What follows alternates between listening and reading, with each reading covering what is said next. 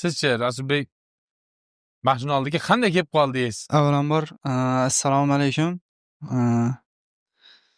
Ustoza, shu institutga kirmasimizdan oldin tanirdik, bilardik.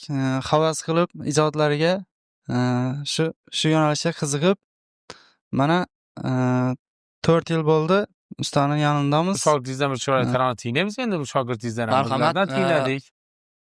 Suhrobjondan bir yaxshi qo'shiq eshitamiz. Ha, Nasib bo'lsa. Suhrobjon, qani marhamat, sahna sizga muntazir.